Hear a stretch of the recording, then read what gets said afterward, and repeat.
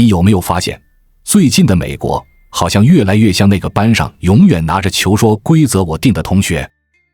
别人要是犯点小错，他就拍桌子喊违规，可他自己想怎么打就怎么打。10月14号那天就是个典型例子。川普在社交平台上发了一条让人倒吸一口气的贴文，说美军在国际水域击沉了一艘所谓运毒船，6个船员当场死亡。理由：情报显示那是恐怖组织的运输线。没审判，没公正，没程序，一句情报显示，然后目标已摧毁。他还配了视频，爆炸声轰鸣，画面震撼，配文洋洋得意。听起来像电影，但那可不是特效，是现实，而且发生在拉丁美洲的公海上。那艘船是拉美人的，美国人说它是毒船，它就成了毒船。可万一情报错了呢？历史上美国靠错误情报发动战争的例子还少吗？伊拉克当年那场找大规模杀伤性武器的闹剧，不就是最典型的情报乌龙吗？只是这次连联合国的程序都省了，直接动手。这事一出，整个拉美都炸了。委内瑞拉怒斥那是滥杀无辜、赤裸裸的恐吓，哥伦比亚总统更是在联合国大会上直接呛美国，说你们的禁毒政策根本不是为了防毒，而是为了征服南方人民。他那句话的语气冷得像刀，美国在加勒比海的导弹不是为了毒品，而是为了控制。连一些美国内部的政客都看不下去。共和党参议员兰德·保罗公开批评，说美化未经审判就杀人是一种卑鄙的情绪。但这些声音在川普面前显得苍白，因为这已经不是第一次了。5次类似袭击，27条人命。说是反恐，其实更像是一种秀肌肉的表演。就在同一天，川普还做了另一件事，见了一个老朋友，阿根廷总统米莱。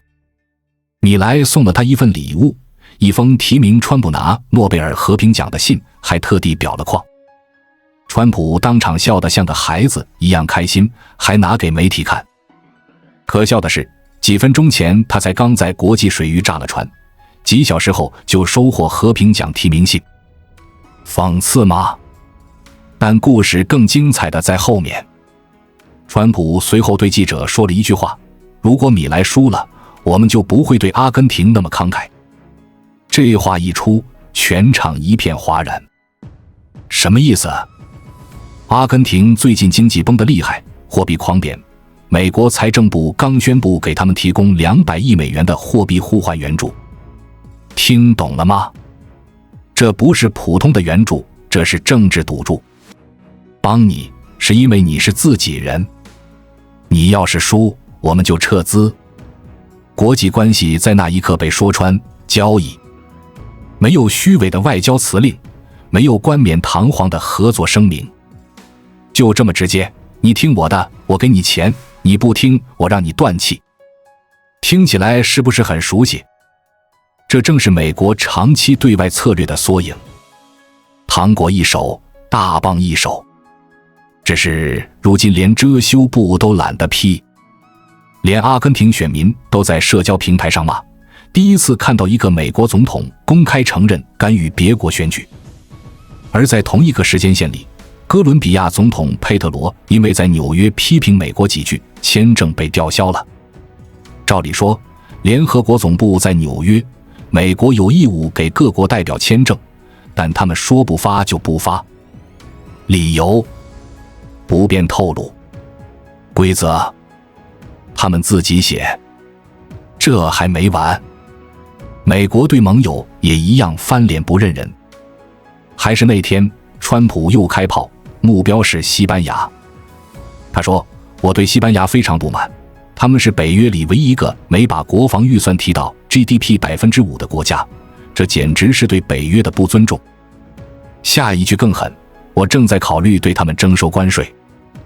理由，我可以这么做，但北约数据显示，美国自己的军费占比是 3.4%， 自己不达标，却要求别人必须交作业，否则开罚单。这就是典型的双标逻辑，规则是用来要求别人的，不是管自己的。而西班牙为什么不愿意加军费？因为他们认为钱更该花在民生上，不该一味堆在军火上。结果被美国打成叛徒。更巧的是，西班牙首相桑切斯前脚刚批评以色列在加沙的屠杀，说不能有罪不罚，后脚就被川普点名。你看，这就是代价。那一天，美国对外展示的不仅是武力，还有傲慢，一种认为自己永远不会被追责的傲慢。一个国家如果相信自己可以不受规则约束，那世界上就不再有规则，只有力量。其实，美国这种我行我素的姿态不是突然变的，而是早就上瘾了。霸权这种东西，一旦尝到甜头，就会像毒品一样，让人戒不掉。你想想，一个国家的权力能大到什么地步？可以不经过审判就炸船，可以决定谁拿贷款，可以凭一句话就让一个国家的货币暴涨或暴跌。那种掌控感是政治界的毒。很多人以为这种霸道只是军事问题，其实背后全是经济盘算。你看，美国在拉美的操作很少单纯讲反毒或反恐，它背后都是金融布局。为什么？因为美金是世界的血液，而拉美、非洲、东南亚这些地方就是血管里的流速调节阀。掌控谁的汇率，就能左右谁的命脉。像这次阿根廷，表面上是救市，其实是重新绑定。200亿美元的货币互换，是援助还是枷锁？美国财政部当然不会白给，他会要求阿根廷遵守 IMF 的条件，控制支出、削补贴、开放资本流动。而这些政策听起来像教科书上的改革，实际上让本国的穷人更穷，富人更富。别以为这是新招，这套剧本早在上世纪80年代就写好了。那时候的拉美债务危机，美国用 IMF 这一只手套套走了多少国家的资源？当年巴西、智利、阿根廷一个个签约借钱再借钱，最后变成美元体系的附庸。现在川普又重演那一幕，只不过换成社交媒体时代的剧本，公开、直接，毫不掩饰。而川普最得意的地方，是他能把这种赤裸裸的操控包装成交易艺术。他说，我不是坏人，我只是个生意人。我帮你，不代表我喜欢你，只要你肯付钱，一切好说。可问题是，国际政治不是商场，你炸了人家的船，干预人家的选举，吊销人家的签证，再怎么包装，也掩盖不了那股我说了算的霸气。不过，美国真正让人担心的，不只是行动的霸道，而是逻辑的转变，从要维护秩序变成我就是秩序。当力量挣脱规则，世界就不再有裁判，只有玩家。更深一层的原因，其实跟美国国内的经济焦虑有关。近几年，美国内部赤字高得吓人。根据国会预算办公室的数据，2024财年的财政赤字接近 1.7 兆美元，债务总额超过34兆。听起来是天文数字，但更关键的是，美联储加息让债务利息的负担暴涨。换句话说，美国自己也得找钱。那去哪找？两个方向，一个是印钱，一个是吸钱。印钱容易通胀，所以他们更喜欢第二种，让资本流向自己。这时候，国际冲突、金融动荡，甚至贸易威胁都是吸金的手段。因为当世界乱，美国资产就显得安全，美元自然升值。你看似在打击别人，实际上在让钱流回自己。所以炸那艘船不只是反毒，干预阿根廷不只是政治，痛骂西班牙不只是面子，它背后都是美元体系在自救。你想想，一边是债务高企，一边要维持全球霸权，美国必须让世界不停地有事，这样资金才会不断回流。这就是权力的成瘾机制。在我们进一步探索之前，我们有一个激动人心的消息要告诉大家，我们已经开通会员功能了。现在您可以加入我们的会员大家庭，享受会员专属影片和更多独家内容。别忘了关注才知道，并点击小铃铛，我们将继续揭示更多关于金钱的真相，助你迅速实现财务自由。越乱，他越有理由出手；越出手，他越巩固霸权。就像医生开药上瘾，最后治不好病，反倒离不开药。而这种控制幻觉最可怕的地方，是连盟友都得防。今天可以是阿根廷，明天可能是德国、法国，甚至日本。只要你不按规则走，就会被点名。你说这还像联盟吗？更像一场被迫签约的保护费系统。西班牙首相说那句不能有罪不罚，其实是很稀有的勇气。因为在这个体系里，敢开口的都得做好被制裁的准备。可也正是这种不屈的态度，才让人看到秩序还没彻底沦陷。到这里，你应该看懂了，这不是一场孤立事件，而是一个时代的镜像。当一个国家开始用交易取代原则，用力量取代规则，整个世界的平衡就会慢慢崩塌。而崩塌的速度比你想象的快。你有没有发现一个现象？这几年，美国越是想控制世界，世界越开始防着它。以前只要美国打个喷嚏，全世界就感冒，现在他咳得再大声，旁边的人都戴起口罩。为什么？因为大家发现和美国做生意不只是经济问题，而是主权问题。你看欧盟、日本甚至韩国，表面上都还在阵营里，但背地里都在做一件事，去美元化。没错，就是想办法减少对美元的依赖。以前谁敢提？现在连法国总统马克龙都说，欧洲不能永远当附庸，我们要有自己的结算系统。那句话一出，华盛顿脸都黑了。为什么大家开始借美元？因为他们终于懂了，美元不是货币，是控制权。你只要用它，美国就能动你的钱。前2年，美国动用 SWIFT 系统冻结俄罗斯外汇储备，让全球金融界吓出一身冷汗。你以为那只是对俄制裁？其实那是一个信号，我可以冻结任何人的资产，只要我想。这一下，连盟友都明白了，今天是俄罗斯，明天可能是我。于是，沙特在谈石油结算多币种，日本央行在和印度讨论双边结算，巴西、印尼、阿联酋都在测试本币贸易系统。看起来是零星行动，其实是美元体系出现裂痕的第一声咔嚓。而更讽刺的是，美国自己也被这套系统反噬。因为美元太强，出口企业反而痛苦。美元升值，全球买家都买不起美货，美国制造业被自己挤死。拜登政府一边喊让制造业回流，一边加息逼着资本外逃。企业主算得比谁都清楚，工厂回不来，钱反而流得更快。结果就是一个恶性循环，美国越想维持霸权，越得发动冲突，越冲突越吸金，越吸金美元越强，美元越强内需越弱，内需越弱就得靠战争和外部市场续命。听懂了吗？这已经不是政策，是生理机制。但世界不是傻子，你看看德国，本来是美国最忠实的盟友之一，现在也在被逼到角落。俄乌战争一开打，能源被切断，工业成本暴涨，德国企业大批出走，转去美国建厂。